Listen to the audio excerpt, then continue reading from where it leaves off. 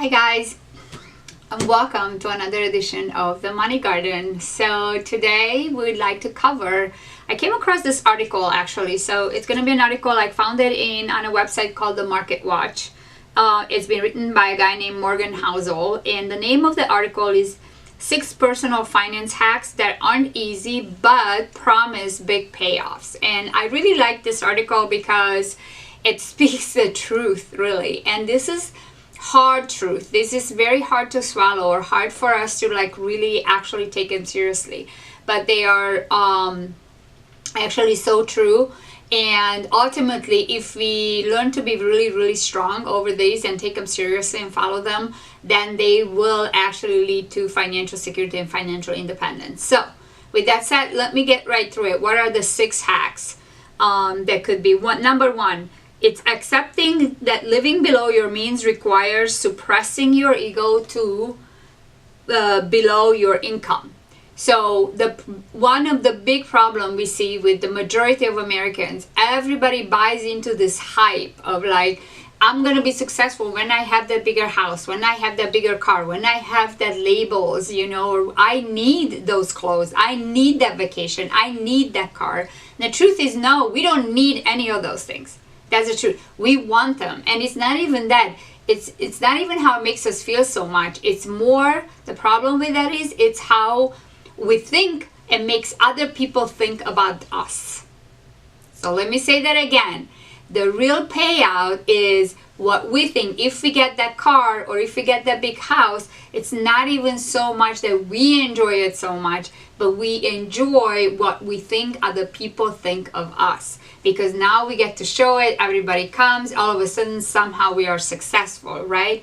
But what happens in the dark when you're alone or when you're with your husband or your spouse or your partner, when your bills come, right? What happens? You get that tightening in your stomach, the stress, the problems, right? If that's what's happening, then just know you're living way above your means. And that might be a problem. In fact, this is a problem because even we see this with many Americans who actually make a decent living. The actual salary is not low, yet they still either can't save at all, they don't have any savings, they don't have investments, they are in debt. They live paycheck to paycheck. So number 1, make a decision. Are you going to get married to your partner or your spouse, or are you going to get married to your ego, right? You got to be very careful, and please make sure that, be okay with living below your means. Your income minus your living expenses should give you the amount of money that you get to save and invest for future. And if that amount is 0 or very little, you know that you're either living really way below your means, or you're going to have to go on and get some other alternative to make more money. One way or the other. And I know a lot of the times we like to stretch it out and take it and not pay attention to it. Ultimately, it's going to come back and bite us. So that's number 1. Number 2, a spouse who sees eye to eye on spending. And this is not just spouse. A lot of people today, they live together, they're not married, and that's okay. That doesn't matter whether you just live together or not, or you're married. If you are in the same household or you're looking towards the future, you have to make sure, do not disregard. And I say this all the time, especially with young people. Where the spending habits or the spending expectations are completely different. One spouse really wants to save, wants to be more frugal, but the other one always wants those more expensive things or more expensive trips or just eat at a better restaurant or whatever the case may be. When you don't see eye to eye, I guarantee you not only is going to lead to financial insecurity, but as well as the breakdown of your relationship. In fact, the number 1 leading cause of divorce today is money problems, is couples arguing over money or their disagreements over money or spending. So number 2 is it's important that you and your partner or your spouse do make sure that you are on the same page with respect to how your spending habits or your saving habits are. Avoiding trouble to begin with. And this is an interesting quote uses here by someone, Charlie Munger, who said, "No one survives open heart surgery better than a guy who didn't need it, who didn't need it in the first place. And I love that quote so much. So no one gets out of that any faster than the guy who never got into that to begin with, right? So prevention, especially when young people come out of high school, come out of college, you know, sometimes people think, oh, I'm just finishing up high school, I'm too young, I don't need to know this. Trust me, if you are old enough to open a credit card, you are old enough to start educating yourself on finances. Because right now, you're very, very, very slowly digging your own grave. I promise you, I guarantee you, if you're 19 years old, you have credit card or more than one, you absolutely have to be extremely responsible over understanding how finances works, and more importantly, making sure that you do have a savings plan for the future. They use this example here, and it's a really great example, guys. Think about it this one.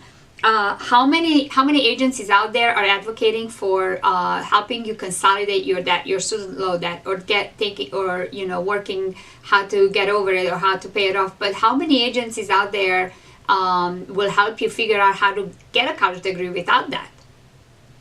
It's almost like 100 to 1. You barely find anybody saying, you know, here is the way we're going to teach you how to get a college degree and without getting into debt. No, everybody's trying to help you how you work with your debt once you made it. Number 4, use low status, high efficiency services. So this is, for example, like with college, right? Go to the community college, get your GED classes done. Trust me, again, unless you want to be a doctor or lawyer or something very specific in your field, you know, a GED classes at Harvard or at any other college, very expensive college, is not going to make you smarter, better, get there faster than the GED classes you take at your community college. It just isn't. Maybe you want to go there for other experiences. Maybe you want to have fun. Maybe you want whatever. But the quality of your education, it isn't going to be all that much better. Number 5, a finely tuned BS radar that screams red alert. When promises are abnormal, gains without abnormal sacrifice are offered. So basically, one of the get-rich-quick schemes today, they can go pretty far. Why? Because so many Americans are looking for that quick, what am I going to do? What can I do to very, very quickly make money? Because they are in debt, they have all this financial pressure, right? And anything that promises you quick money without having to work hard for it, without having an actual process to working for it, you have to be very wary of that. And number 6, finally, pick a career that it may not be your passion, but pays a decent wage. So it says here, that talks about all these gurus and people who always tell you, pick your passion, follow your passion. That's fantastic. Most of those people already are wealthy, right? Or financially successful. And nobody says don't follow your passion, but sometimes it may not be the right idea for you to just continue following your passion while you're drilling yourself in debt.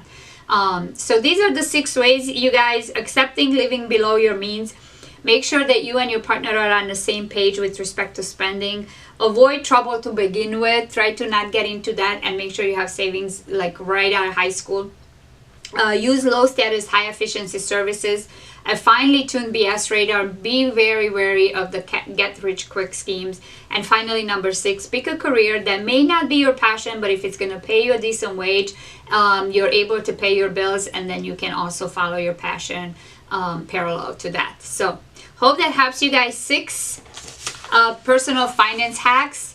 They aren't easy, however, they promise big buyout or big payoffs. Hope that helps you guys. Thank you so much for watching. As always, please leave your comments below or questions below if you have, and we will see you next time on Wednesday.